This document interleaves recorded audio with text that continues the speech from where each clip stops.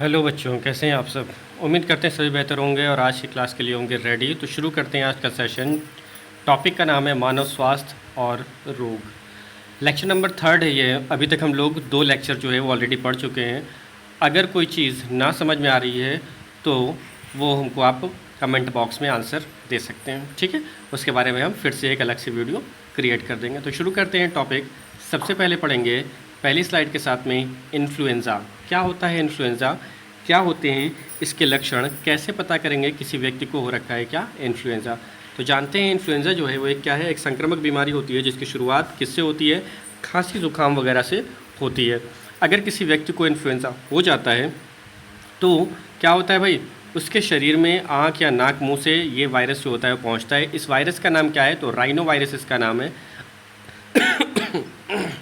आगे दिया हुआ है क्या कि ये वायरस जो होता है वो कैसा वायरस है, संक्रामक वायरस है। संक्रामक वायरस का मतलब क्या होगा कि यदि कोई व्यक्ति को इस तरह की बीमारी होती है यानी इन्फ्लुएंज़ा हो रखा है तो खांसने या छींकने से जो इन्फ्लुएंज़ा है वो दूसरे व्यक्ति के अंदर भी पहुंच जाता है।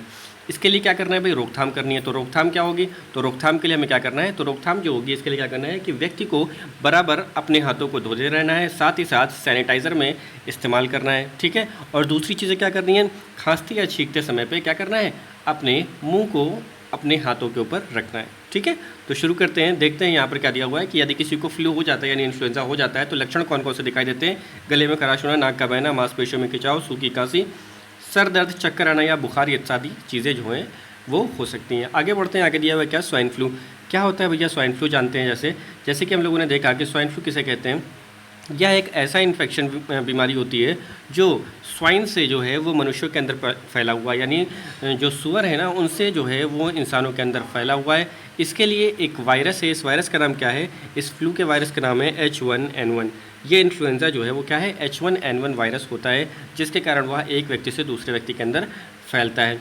यह जो बीमारी है ये भी उसी प्रकार से है जिस तरह से नॉर्मल इन्फ्लुएंज़ा होता है ना, उसी प्रकार से ये स्वाइन इन्फ्लुएंज़ा भी एकदम वैसे ही होता है। तो क्या होते हैं भैया इससे मिलने वाले लक्षण, इससे लक्षण जो होते हैं वो क्या होते हैं, कुछ इस प्रकार से होते हैं। जैसे क्या होता है, व्यक्ति के अंदर थकान हो जाती है, भूख की कमी होती है, खांसी व गले के अंदर क्या आती है, खराश होती है, और इसी तरह से बहुत सारी चीज़ें पाई जाती हैं।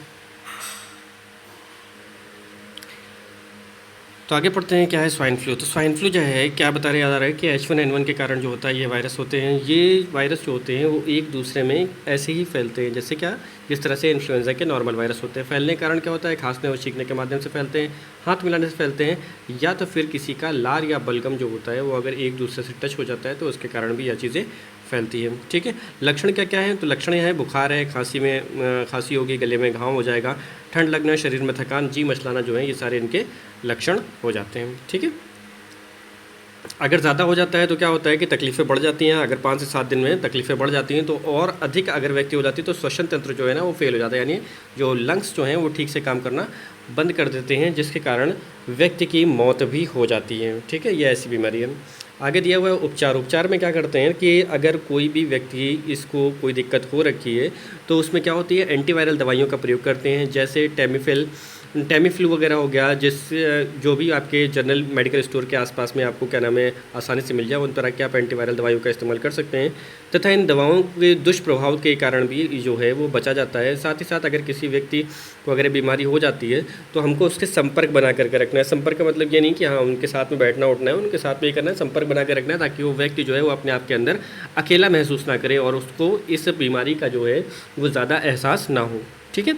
आगे बढ़ते हैं, आगे दिया हुआ है रेबीज़। रेबीज़ को जो है वो एक प्रकार की ऐसी बीमारी होती है जो कि वायरस के कारण होती है।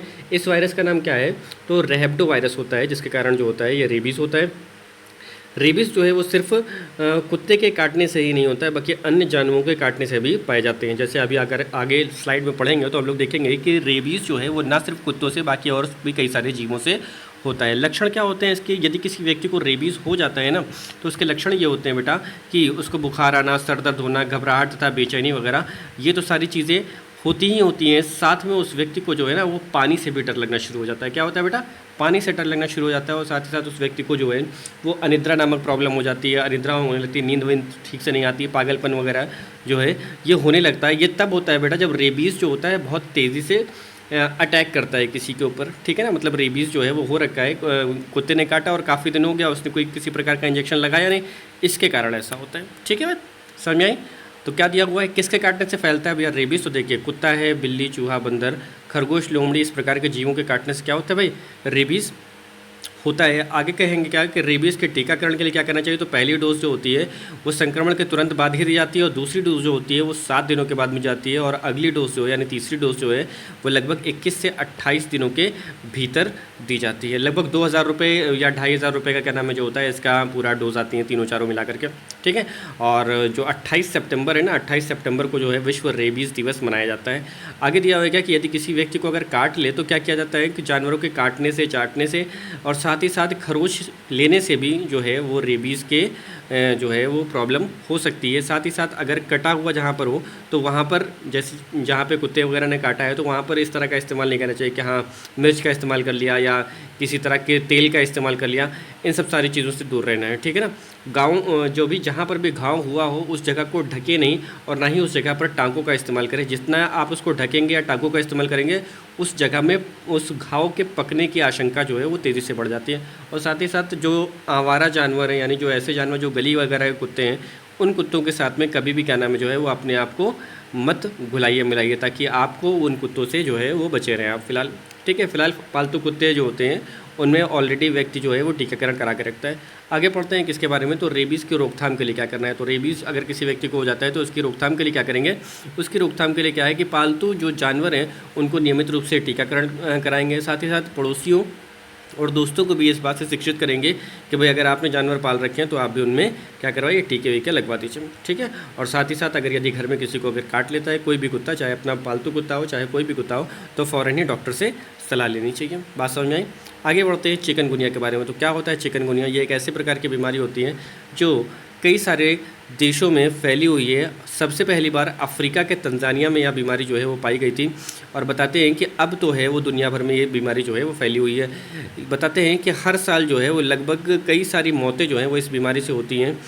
चिकनगुनिया जो है वह भी उसी प्रकार से होता है जिस प्रकार से डेंगू होता है यानी एडीज़ मच्छर, एडीज़ एजिप्टाई मच्छर के काटने से क्या होता है। यदि किसी व्यक्ति को जो है वो चिकनगुनिया हो जाता है तो उसमें लक्षण क्या होते हैं? तो लक्षण उसी प्रकार से होते हैं जैसे जोड़ों में दर्द हो जाना, सूजन वगैरह होना, बुखार वगैरह होना, साथ ही साथ मांसपेशियों में दर्द होना, लाल चकत्ते पड़ना, इन सब के जो हैं वो क्या है, प्रमुख लक्षण है। तो यदि किसी के अंदर होता है तो उस तरह से ये चीज़ें दिखाई पड़ती। क्या होता है? चक्कर आना, उल्टी आना, सर में तेज़ दर्द होना, ठीक है, रैशेस यानी लाल चकत्ते पड़ जाना, मांसपेशियों में खिंचाव वगैरह होना, जोड़ों में दर्द होना, ये सारी चीज़ें जो हैं वो इसके अंदर पाई जाती हैं, ठीक है। तो बचाव के लिए क्या करना है? तो बचाव के लिए हमें करना क्या है कि डॉक्टर की सलाह लेनी चाहिए और जितनी भी क्या नाम है आपके मेडिसिन है उन सब का प्रयोग डॉक्टर की सलाह से लेना चाहिए। और साथ ही साथ मच्छरों का से बचने के लिए मच्छरदानी का प्रयोग करना चाहिए। घर के आसपास जो है वो गंदगी ना जमा होने दें और साथ ही साथ अत्यधिक मात्रा में जो है वो तरल पदार्थों का सेवन करें, ठीक है। ये सारी चीज़ें जो हैं ये प्रयोग करी जाती हैं। चिकनगुनिया के परीक्षण की अगर बात की जाए तो परीक्षण जो होते हैं वो कुछ 3 प्रकार से होते हैं जो आपके सामने दिए हुए हैं, जिसको हमने बोला क्या, सीबीसी होता है, एक आरटीपीसीआर होता है और अगला होता है कौन सा, एलिसा टेस्ट। ये तीनों ही टेस्ट जो होते हैं ये ब्लड काउंट के अंदर जो आपका क्या नाम है इम्यून सिस्टम है ना उसके लिए पाए जाते हैं। आपका इम्यून सिस्टम जो होता है वो धीरे धीरे डाउन होने लगता है ना, तो इसी के लिए चिकनगुनिया में परीक्षण जो होते हैं वो इम्यून सिस्टम वाले होते हैं। बाकी बात करते हैं उपचार की, तो उपचार के अंतर्गत क्या होता है कि चिकनगुनिया में यदि किसी व्यक्ति को चिकनगुनिया वगैरह हो जाता है तो उसके उपचार के लिए क्या करना है कि जब भी बुखार वगैरह हो उसको तो बुखार की उसको दवाई दी जाए, ठीक है, दर्द कम करने के लिए उसको दवाई दी जाए और साथ ही साथ उसको सबसे अधिक मात्रा में उसको आराम करने की सलाह दी जाए, ठीक है। बात समझ में आ रही है? तो इसी तरह से बात करते हैं अगर हम लोग डेंगू बुखार के, तो जैसे मैंने बताया कि वही मच्छर जो चिकनगुनिया के लिए रिस्पॉन्सिबल होता है वही मच्छर जो होता है रिस्पॉन्सिबल होता है किसके लिए, डेंगू नाम की बीमारी के लिए। अब इस बीमारी में क्या होता है कि एडीज़ एजिप्टाई जो मच्छर होता है ना वो काट लेता है व्यक्ति को और उसके अंदर जो है वो एडीज़ एजिप्टाई से जो है वो डेंगू जो है प्रॉब्लम होना शुरू हो जाती है। और इस बुखार को जो है वो हड्डी तोड़ बुखार भी कहा जाता है। यह बीमारी जो है वो उसी तरह से होती है जिस प्रकार से आपके फ्लू वगैरह है, उसी तरह से ये बीमारियाँ भी होती हैं, ठीक है। लक्षण क्या होते हैं इसमें भी वही होता है। क्या होता है भाई कि सर दर्द होगा, तेज़ बुखार होगा, तमाम सारी चीज़ें होंगी जैसे जोड़ों में दर्द होगा, मांसपेशियों में दर्द होगा, थकान, उल्टी वगैरह, ये सारी चीज़ें जो हैं ये इनमें भी पाई जाती हैं, ठीक है। ये हो गया भूख ना लगना वगैरह, ये सारी चीज़ें जो है वो इसके अंतर्गत आती हैं, ठीक है। आगे देखते हैं क्या दिया हुआ है। तो डेंगू बीमारी यदि है किसके कारण होती है, एडीज़ मच्छर के कारण होती है। लक्षण क्या होंगे, सर दर्द होंगे, मांसपेशी, हड्डियों और जोड़ों में दर्द होगा, ठीक है, जी मचलाएगा, आंखों में दर्द या त्वचा में लाल चकत्ते पड़ जाएंगे, ठीक है। बाकी देखते हैं तरीके क्या हैं, लक्षण क्या हैं। तो सर दर्द होगा, जी मचलना, उल्टी होना, मांसपेशी तथा हड्डियों में दर्द, ठीक है, पीछे की आंखों के पीछे साइड में दर्द होगा, मांसपेशियों में सूजन और त्वचा के ऊपर क्या हो जाएंगे भाई, चकत्ते पड़ना शुरू होंगे। बचने के लिए क्या करना है कि हर हफ्ते जो है वो अपने घरों के आसपास अगर पानी जमा हो रहा है तो उसको साफ़ करने का प्रयास करें। कपड़े जो भी पहने वो फुल बाह वाले कपड़े पहने। साथ ही साथ मच्छरों के लिए क्या करें भैया, दवाइयों का इस्तेमाल करें, आसपास मच्छरों को रहने ना दें। और साथ ही साथ क्या करें कि मच्छरदानी का प्रयोग करें। ठीक है, ये सारी चीज़ें जो हैं वो इसके अंतर्गत आती हैं। ठीक है, आगे जानते हैं आगे क्या दिया हुआ है। आगे दिया हुआ है कि डेंगू अगर हो रखा है तो उसमें टेस्ट कौन से होंगे, तो RT-PCR होगा, हेल एसे होगा और एलिजा टेस्ट। ये 3 टेस्ट जो हैं वो डेंगू के टेस्ट कहे जाते हैं। बात करिए जाए रोकथाम और उपचार की, तो रोकथाम और उपचार क्या होता है, जैसे कि हम सभी जानते हैं कि इसके लिए भी कोई स्पेसिफिक मेडिसिन नहीं है। सिर्फ हमने क्या खाना है भाई, पैरासीटामोल खाना है और अच्छी से अच्छी मात्रा में क्या करना है, डॉक्टर की सलाह से लिक्विड में खाने को ग्रहण करना है। ठीक है ना, बात समझ में आ रही है। ये सारी चीज़ें जो हैं ये क्या होती है, और साथ ही साथ हमको किसका प्रयोग करना है, मच्छरदानी वगैरह का प्रयोग करना है, अपने घर के आसपास सफाई करनी है। ये सारी चीज़ें जो हैं वो सामने आती हैं। ये दिया हुआ है आपको विषाणु जनित रोग की एक लिस्ट, छोटी सी स्क्रीनशॉट लेकर के आराम से क्या नाम है आप लोग इसको नोट डाउन कर सकते हैं।